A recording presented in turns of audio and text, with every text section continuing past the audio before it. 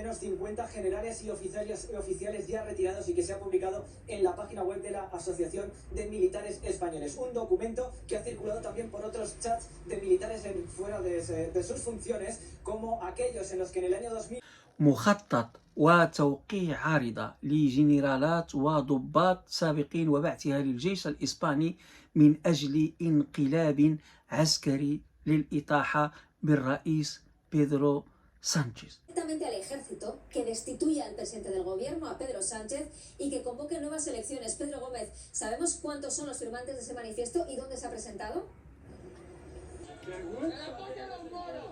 Vergüenza tiene que sentir de que tú seas... apoyar los moros. Verónica Sanz, tú que estás allí, venga. Difunden en los cuarteles militares una carta que pide un golpe de Estado para socorrer a España. وشوفوا معايا. Un manifiesto que han firmado al menos 50 generales y oficiales ya retirados y que se ha publicado en la página web de la Asociación de Militares Españoles. Un documento que ha circulado también por otros chats de militares fuera de sus funciones, como aquellos en los que en el año 2020 se decía que la única solución para España era fusilar a 26 millones de hijos de puta. Dicen estar preocupados por España y su declaración circula ya por varios chats. Militares retirados que llegan a cuestionar la neutralidad del Constitucional. La situación del Tribunal Constitucional, presidido por un magistrado con antecedentes, no permite la neutralidad de sus acciones. Pero esta no es ni de lejos su afirmación más grave, tal y como adelantaba Infolibre. Son más de 50 altos mandos firmando un documento que claramente propone, aunque no lo verbaliza así, dar un golpe de Estado. Porque en ese manifiesto le piden al ejército que intervenga para destituir a Sánchez. Pedimos a los responsables de la defensa del ordenamiento constitucional la destitución del presidente del gobierno y la convocatoria de elecciones generales. El manifiesto lo firman 50 militares retirados de las Fuerzas Armadas, todos miembros de la Asociación de Militares Españoles, una organización fundada hace 36 años para defender, dicen, el prestigio de la institución militar. También en su web han publicado el manifiesto. Preguntados por este asunto, el coordinador general del PP resopla. Yo no tengo nada que decir sobre esas cosas, la verdad. ¿Qué quiere que le diga? En Sumar dicen estar muy preocupados y esperan que esto sea idea de una minoría. Es sorprendente la cantidad de caspa que puede llegar a surgir estos últimos días, ¿no? Hace 3 años, militares retirados llegaron a hablar de fusilar a 26 millones de españoles. En su día, la ministra de Defensa fue tajante. Todo mi rechazo, incluso les diría más, todo mi desprecio. Porque este tipo de declaraciones son extraordinariamente graves.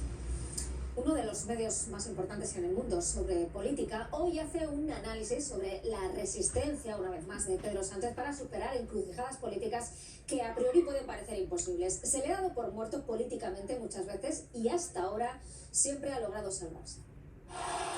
La prensa internacional se hace eco de la resistencia, otra vez de Sánchez. Político, medio global de referencia, titula The Spanish Dog, ¿cómo ganó Pedro Sánchez? Guiño al insulto de la derecha que terminó dando la vuelta. تمشوا خوتي المغاربة والجالية المغربية في كل مكان، سلام الله عليكم وتحية طيبة للجميع. اليوم الإعلام الإسباني الرسمي تكلم على واحد الموضوع جد هام وخطير خوتي وكيهمنا حنا الجالية المغربية المقيمة هنا بإسبانيا.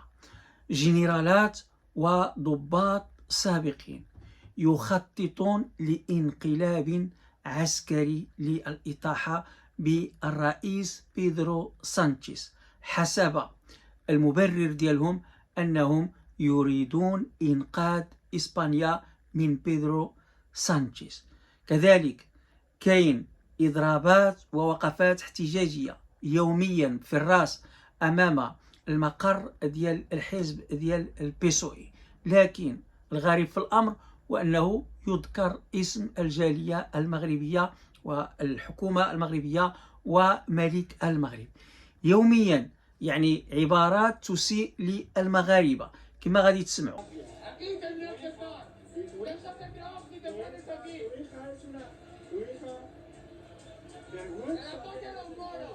Vergüenza tiene que sentir de que tú seas... apoyar los moros. Verónica Sanz, tú que estás allí, bengalas, objetos, botellas contra la policía, adoquines de estas características. Pacíficos algunos no son, ¿no? Por eso van tapados. Por eso van tapados, por eso se colocan en esa primera línea y por eso empiezan a lanzar todo lo que lanzan y a intimidar de ese modo como acabáis de ver. ¡No tenéis cojones!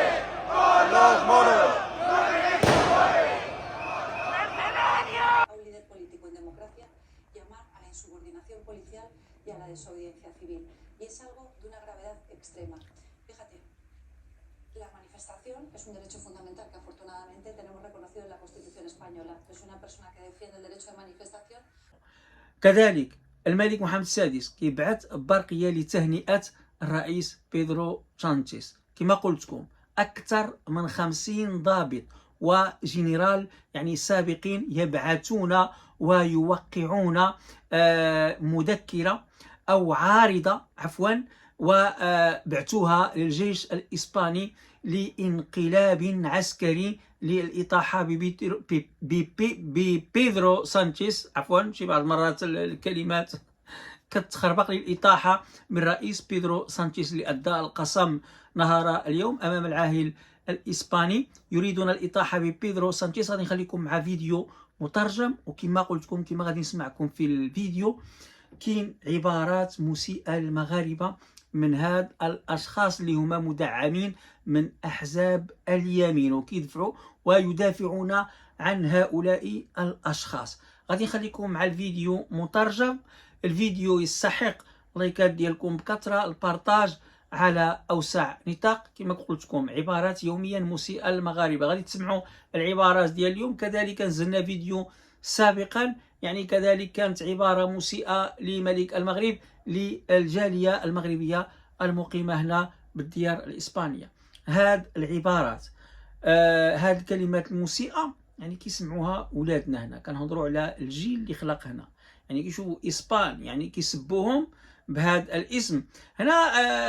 يعني من المفروض على وزارة الداخلية الإسبانية يعني أنها يعني تقوم يعني بتحقيقات مع هاد الناس. يعني علاش؟ لأن هذا الشيء هذا غادي يعني كيحرض على الكراهية والحقد تجاه جاليات أخرى، لأن ما يمكنش والجمعيات المغربية هنا يعني كلها ساكتة ما كنشوفوش ردود الأفعال. المهم غادي نخليكم مع التتمة ديال هذا الفيديو مترجم ديال المطالبة بالانقلاب على الرئيس بيدرو سانشيز، مبررين هذا الانقلاب بأنهم يدافعون عن إسبانيا. لكن ما عرفتش يعني شنو دخل المغرب والمغاربة وملك المغرب. لنفرض على أن الاتفاقية ديال بيدرو سانشيز يعني ما عجباتهمش وما موافقينش عليها، ولكن ما يعني شنو هو que tenemos que ver يعني حنا los marroquíes يعني la comunidad marroquí que tiene que ver con todo esto porque يعني nos nombran. نشوفوا معايا الفيديو مترجم. كنتمنى البارطاج على أوسع نطاق، ورجعوا نشوفوا التهنئة ديال جلالة الملك محمد السادس حفظه الله اللي بعث لبيدرو سانشيز. Es la estrategia del judo, ¿no? Aprovechar la fuerza del ataque para devolverlo con más fuerza.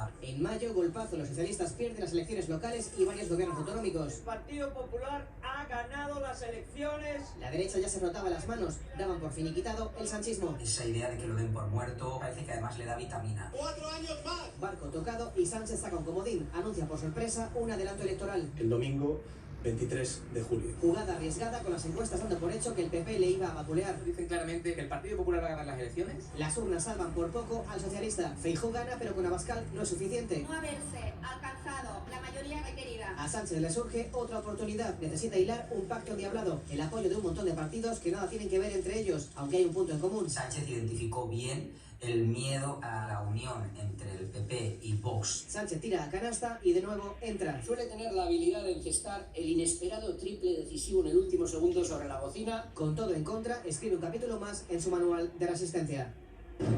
Pedro Sánchez tiene en contra de la amnistía incluso a un emperador socialista que avanza, acosado por quienes buscan su crítica contra el pacto con los independentistas. كما شفتوا الموضوع خطير والأوضاع لا تبشر بالخير، خاصة بعد الفوز ديال بيدرو سانشيز. وكنشوفوا الأتباع ديال أحزاب اليمين مازال مستمرين في مظاهرات أمام المقر ديال الحزب ديال البيسوي. وكما قلت لكم يعني دائما كيذكرونا بالسوء، دائما عبارات مسيئة للجالية المغربية وملك المغرب.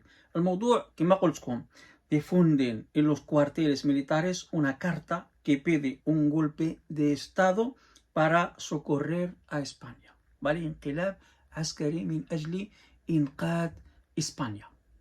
المهم شوفوا البرقية ديال جلالة الملك محمد السادس حفظه الله اللي بعثها لرئيس الحكومة الإسبانية بيدرو سانشيز إثر تنصيبه رئيس الحكومة الإسبانية. الملك يبعث ببرقية تهنئة إلى بيدرو سانشيز. بعث الملك محمد السادس ببرقية تهنئة إلى بيدرو سانشيز على إثر تنصيبه رئيس الحكومة الإسبانية.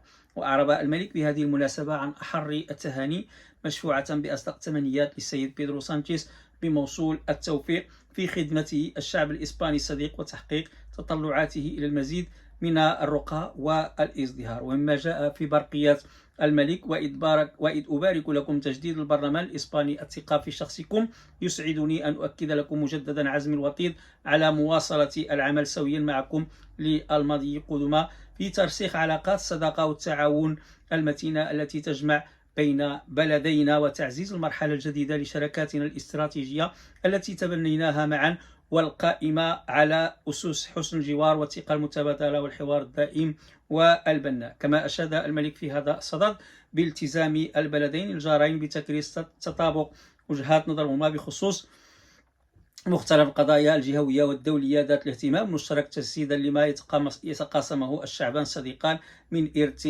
حضاري وثقافي